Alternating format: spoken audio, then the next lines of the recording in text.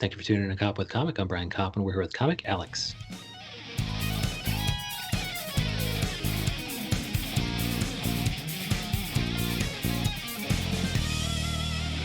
Alex, how the hell are you? Very well, thank you. Good. Yeah, thank you so much for coming on. Alex, man, you're like fucking Cher, Prince. You just got one name, dude. Yeah, that's it. That's all you need. I fucking love that, dude. But here on the Instagram, you are the Alex Berry Show. And there we can find a link to Breakfast Journal, which is, breakfast_journal at Instagram. And on Twitter, you told me you were, and I had it up for a second there. I know I follow you, but again, it was the Alex Berry Show. What was it? It was just at the Alex Berry. Yes, Alex Berry. The Alex Berry Show was taken. Oh, fuck that. All right, cool. But you're the only Alex Berry I give a shit about because you are fucking... the very first video I fired up on the Breakfast Journal was fucking hilarious. Thank you. It was a fucking British guy with a guitar, and you do everything. You draw it, you animate it, you sing it, play any music, etc. How the fuck did you start? What came first? Was it the comedy or the drawing or the animation or the voiceover or what? Originally, it started like that's what the reason it's called Breakfast Journal is it started because I was trying to do like a ripoff of The Onion. Okay. And then maybe like a year into it, I just decided like I wanted to make cartoons. Yes. And so I just started learning how to make them. Okay. So the journal used to be actually a journal. Yeah. So it used to be like satiric news articles, and we kept doing stuff like how the Last Supper was at Denny's, stuff like that. And but it wasn't really working, and I just wasn't really happy with it. And I just know like I've always wanted to make cartoons, and I kept trying to pay other people to do it for me. Yeah, it's hard to find them. They're like drummers. There's very few of them. Everybody needs them, and they kind of act and charge accordingly. Oh, they charge so much, and no one can really make it in your vision or how you really like want the cadence to be or anything like that. Yeah. So one morning I just woke up and started learning how to make cartoons. So I do the voices, the animations, the drawings. I'm gonna actually look up, and I had it playing before, but I won't now. I'm gonna fire it up again because I want to see what was actually animated in this picture. Mm-hmm. Roughly his mouth and his eyes. And so how long did it take you, are you a natural artist? How long did it take you to draw that, and how difficult is it or easy is it to just animate the mouth and eyes? It's not too bad now. When I first started, I didn't know how to draw when I started doing it. Wow. So you inspire such optimism in me. It's like, wow, if Alex can do this and he can't even draw, that's fucking amazing. I couldn't draw. Now I can kind of draw. Okay. Or at least you can draw your characters. I deleted like I think total I've made like maybe 60 animations. Okay. And the first 50 of those were awful. And they're not on the page anymore. So okay. And what about them was bad, and how did you figure out how to not do them bad? It was just like the drawings, really choppy animations. The jokes weren't like amazing. Okay. It's really hard because how animation's a visual medium as well as like I guess a spoken medium. Yeah. So it's really difficult to like write a joke, and then it's not like shooting a sketch where you have the joke and it plays off well with the visuals and what's going on in the scene. Right. So it's really hard to do that with animation. So nothing was playing right, and that's pretty much it. And eventually, it's just a process of practice, trial and error. But now you have all the power. I fucking love that. Like, it's just like, I was doing the podcast at QED, and I had a tech there, and he was super helpful, and even how to post things to Instagram and all this shit. But it's like when this quarantine happened, it freed me up to I had to do everything myself. And so now I can do 15 comics a day, every other fucking week. And it just feels so powerful. I mean, so are you just thrilled with the amount of power and control you have over your comedy career going forward? Oh, I love it. That's all anyone really wants, right? Is power. Yes. Well, yeah, at least power over your own shit. Like that's another reason why I went to law school, because I knew I wanted to do a lot of small business shit. but so I wanted to make sure that nobody fucked me over on a contract or nobody fucked me over in litigation so that I wouldn't be scared as shit. So I went to law school for that. It's like you want to control your own shit and not have other people screw you over. Oh yeah, definitely. So many. That's the right way to do it. I think. Yeah. Anytime you're trying to put something together, it's just. I mean, learn how to do it. That's all. That's all you can do to control everything. You know. Yeah, and this is kind of the way to do it because I think even my tech, Eric Nyquist, he has a hilarious web series. It's on fucking Instagram, and it's about a taco and something or other. It's like the Chronicles of a Taco something or other, and it's hilarious. I'm like, I didn't even know you fucking did this. And he's primarily a music guy, and he does tech for audio and shit like that. So I can't even believe he can do this. But also people like Lana Schwartz and Alana Michelle Rubin, they just recently put out something. And the thing that both of those things have in common with yours, why I'm mentioning it, is because the drawing is fairly simple, the animation is fairly minimal, and it works. And so as long as you dial down the complexity, like a Beavis or Butt, it's like, back in the day, I suppose with South Park or Beavis or Butthead, you're like, dude, people don't care about this fucking being Tom and Jerry as far as quality. They just want it to be hilarious. Yeah, definitely. South Park's like been a big inspiration for me in terms of drawing style. Oh, cool. I just love the comedy style too, because I've never actually seen it. I've actually stayed away. I usually stay away from most popular things. God, I like to say that I try to be like South Park, but I don't think I'm even close. Well, it's good you're not, because I don't know that I necessarily like what I'm hearing secondhand as far as the comedy is concerned. Yeah, so I mean, South Park, I just love watching. I watched a lot of the early seasons back when they were making it. They weren't even making it digital. It was just all cardboard and construction paper. So I just love that simplicity of it because it just makes it easy on me as a student. Yeah, have you ever thought about doing that too? Like, turning this character of yours, or you have, of course, many characters, and we'll talk about them. But, these things, of course, lend themselves well to cardboard and construction paper. Have you ever thought of taking your really, fancy digital animation and making it old school like the South Park people, or is that way more difficult? I would definitely love to figure out how they do that. But honestly, it's just a process of figuring out how to do it in your style. Yeah. Especially with like animation and something creative like that, that just requires so much artwork. Yeah, it's just so hard to copy any animator. Yeah. Have you ever seen Tigtone on Adult Swim? Nope. Like they have a completely different style of animation. What is it? Tigtone? What is it? Let me look it up. Tigtone. Tigtone? Yeah, it's the most on Adult Swim show I think I've ever seen. Yeah, let me see the uniqueness. I suppose they're Tigtone. Let me look at the images here to see I would the unique thing. The Screaming City clip. Oh shit! Yeah, so I see it though. I mean, I see how the unique visual and shit like that. And so you like you couldn't recreate this in 1,000 years in the same way that somebody else might not be able to recreate yours as easily as you do. But meaning, like, if you have, both, if you have animators at two similar skill levels, but vastly different drawing styles or whatever, you guys might have trouble knocking out the other ones as quickly. Yeah, definitely. Yeah. If I'm ever working with like another animator, I've decided that we're just gonna have to figure out how we're gonna do it together rather than try to put our different styles together because I don't think that's gonna turn out well. Yeah. So have you done some of that cross pollination? Yeah, that's kind of a question I had, which was, if you're a one-man show, I mean, you got to get your stuff out there somewhere. So it's like a podcaster bringing on other podcasters and kind of cross-pollinating. Are you finding yourself collaborating with others in such a way where you're keeping your styles distinct, but maybe your characters interacting with theirs? I don't know, honestly. I think the best way to go about it is to just create a new style of animation together. Okay. Oh, just a third style. So you don't do his and you don't do yours. You do the third style. Yeah, one that you both can learn from and be a student of. Okay. And that way, there's always continuity. There's no inconsistencies in whatever style that you come up with. Wow. And so, I mean, is your goal to, the comedian Alex goal?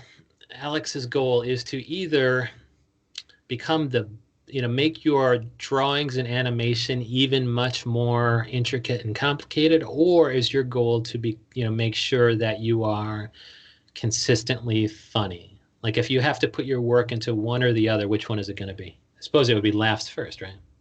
It would be the latter, yeah. Yeah. I think I see myself more as an artist of comedy rather than somebody just trying to put out the most elegant piece of work I can possibly do. Because I don't think, even if I practice, I'm just not a naturally good cartoonist. Okay. So And so you'd rather just be the funny cartoonist who has some simple shit. I think I would love to like work on it and see, how good I can make my stuff. Yeah. With, the current skills that I have. But It's got to be I'm fun. not gonna, yeah, I'm not gonna try to pressure myself to get, you know, into the levels of CGI or anything like that. Yeah, fuck that shit. We don't. Yeah, and I guess like I had a friend who was kind of a co-founder of a small business or whatever, and he was exploring certain discovery of small businesses in the area via animation. And I think the first thought that comes to mind is, yeah, you can do that if it's serving the small business, but don't think that you can be a better animator than a better game, because he was doing it via gaming. I'm sorry, I don't know if I misspoke, but you can't do games better than NBA 2K19 or Grand Theft Auto or whatever the fuck it is. Like there's teams of people and code bases that they've been tweaking forever. And so you'll never, like, that's just a loser's errand. So it's good that you're kind of thinking about the comedy rather than the animation, but it's going to be fun to see it evolve over time. And the characters there kind of, what makes, what comes first, the drawing or the comedy content? Like, do you think of the kind of comedy scenario, like the Last Supper at Denny's, and then draw the characters, or are you just being like, oh, look at this guy with this bed hat here on Instagram? I think that's a funny drawing. Oh, that makes me think about what he would say before bed, or something like that. Sometimes it's kind of interchangeable. Usually I'll think of like the comedy first. I'll just have an idea pop into my head and I'll write the script for it. Yeah.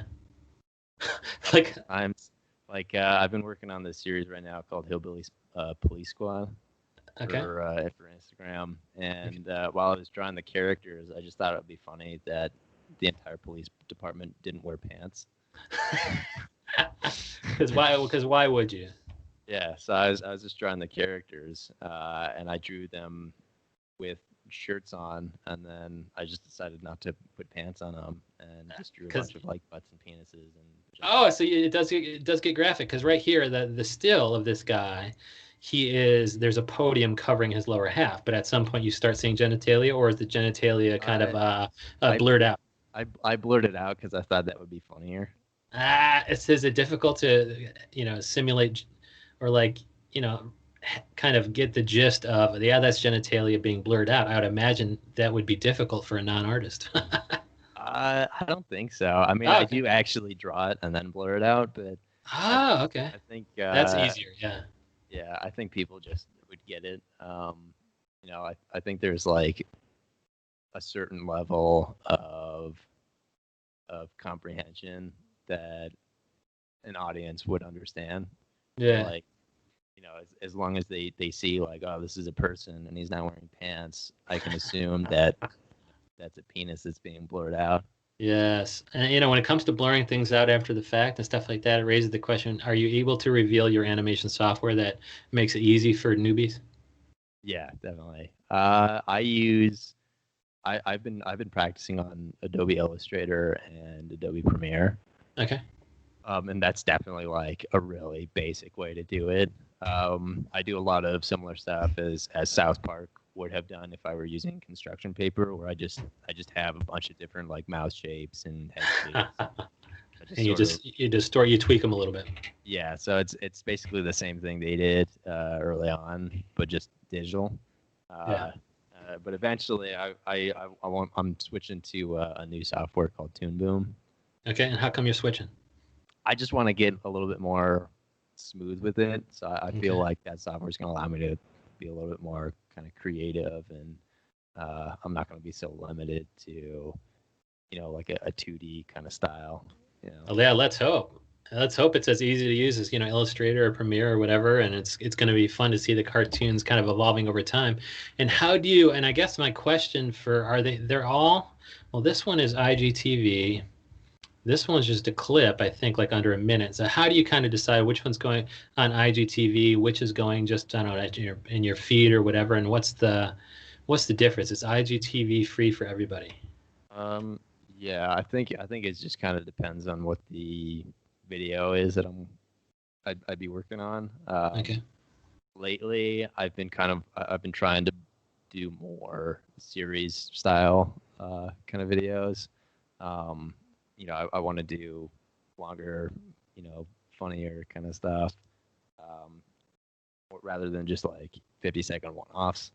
Yeah. So I think moving forward it'll probably be more on IGTV, but it's definitely been kind of touch and go in terms of that so far. Yeah, so this character who's singing or whatever, you could be like you have like five different joke ideas and they're all kind of disjointed. So separating them into clips is something that could be kind of conducive. It could be a nice way to get it out there. Whereas the police squad, yeah, that can be a little bit longer, kind of fleshing out what kind of crimes they're investigating. Do you get into that kind of what is the hillbilly police squad without burning jokes, in addition to not wearing pants? What kind of crimes are they investigating?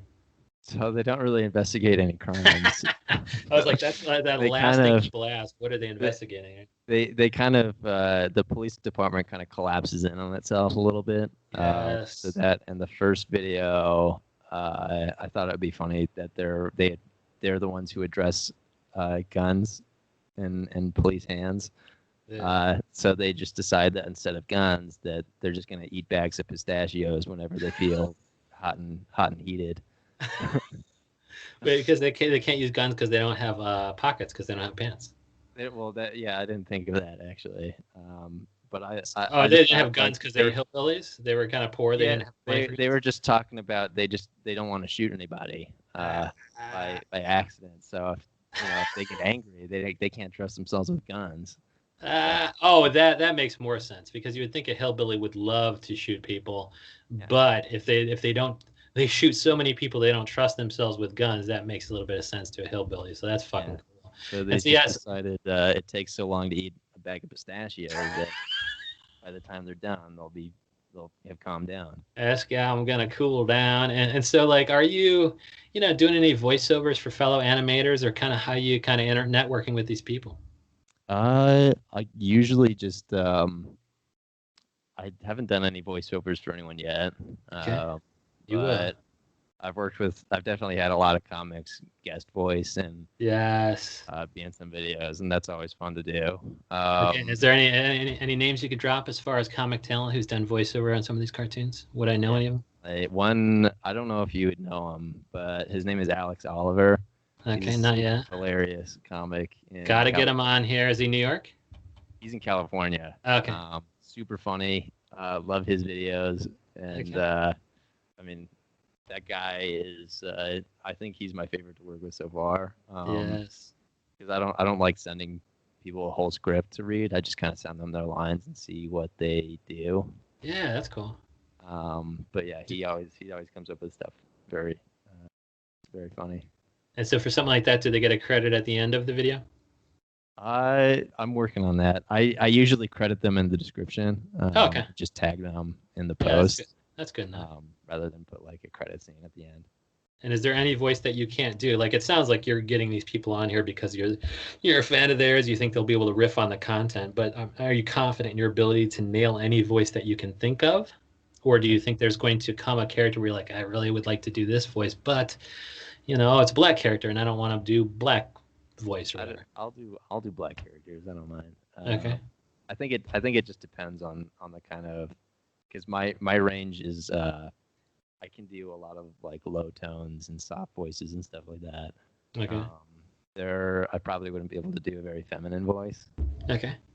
And really, there's no black voice. I had Kareem Green on. And he was like, "There's no Yeah. real like." He had a couple different homeless voices. He's like, "There's no real homeless voice," and I thought that was hilarious. But in the same way, you could just have your normal voice, Yeah. and just put a black character, and it's just like, Early on, I was kind of nervous about drawing black people, but I just got over that.